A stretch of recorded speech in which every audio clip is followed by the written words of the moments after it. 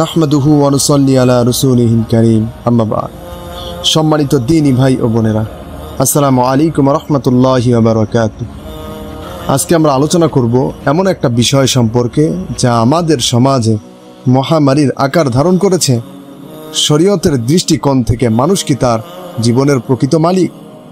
আত্মহত্যা এবং অঙ্গ প্রত্যঙ্গে দানের বিষয়ে ইসলামের দৃষ্টিভঙ্গি কি?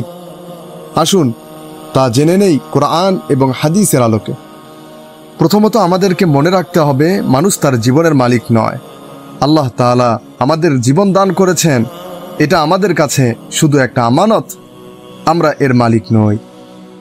আল্লাহর হুকুমের বাহিরে নিজের জান খতম করার বা আত্মহত্যা করার অধিকার কারো নেই।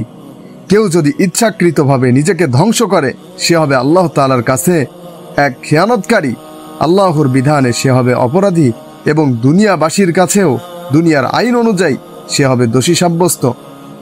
তার মৃত্যু হবে এক অপমৃত্যু।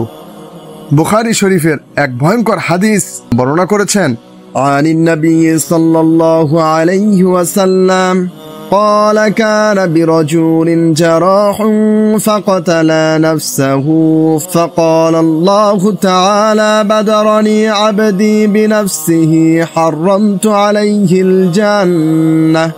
রাসূলুল্লাহ সাল্লাল্লাহু আলাইহি ওয়াসাল্লাম বলেন, এক ব্যক্তির কাছে ছিল এক মারণাস্ত্র, সে নিজেই নিজেকে হত্যা করলো। তখন আল্লাহ তাআলা বললেন, আমার বান্দা আমার ফয়সালার আগেই নিজে ফয়সালা করতে অধ্যত্ত দেখিয়েছে, তাই আমি তার জন্য জান্নাতকে হারাম করে দিলাম। প্রিয় ভাই ও বোনেরা, যদি মানুষ তার জানের প্রকৃত মালিক হতো, তাহলে আত্মহত্যা কখনোই মহাপাপ হতো না, জান্নাত হারাম হতো না। আমরা আমাদের জানের মালিক নই, আমরা আল্লাহর পক্ষ থেকে একটি বড় আমানতের ধারক। ঠিক তেমনি আমাদের অঙ্গ প্রত্যঙ্গ আমাদের নিজের সম্পত্তি নয়। চোখ, কান, হার্ট, লিভার, কিডনি সবই আল্লাহ তাআলার দেওয়া আমানত। আল্লাহ তাআলা বলেছেন, ইয়ালামু খাইনাতাল আয়ুন, অর্থাৎ চোখের খেয়ানত সম্পর্কে আল্লাহ তাআলা জানেন। চোখ দিয়েছে হালাল জিনিস দেখার জন্য, কান দিয়েছে ভালো কথা শোনার জন্য, জবান দিয়েছেন সত্য কথা বলার জন্য। কিন্তু যদি কেউ নাজায়েজ জিনিস দেখে, গান বাজনা, গীবত বা মিথ্যা কথা শোনে, অশ্লীল কথা বলে, গালি দেয়, মিথ্যা বলে, তাহলে সবই হবে আমানতের খেয়ানত। এজন্যই জীবন দশায় হোক বা মরণোত্তর হোক, শরীয়তের বিধান লঙ্ঘন করে অঙ্গ প্রত্যঙ্গ দান করা, বিক্রি করা অথবা অন্য কাউকে দানে উদ্বুদ্ধ করা, আগ্রহী করা ইসলামের দৃষ্টিতে আমানতের খেয়ানত।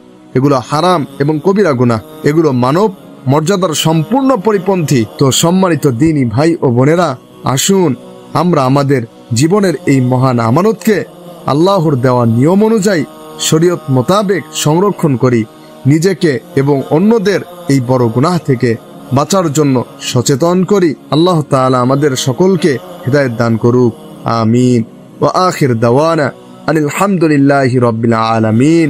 ভিডিওটি ভালো লাগলে লাইক, শেয়ার এবং সাবস্ক্রাইব করতে ভুলবেন না। কমেন্টে আপনার মতামত জানাতে পারেন। ধন্যবাদ।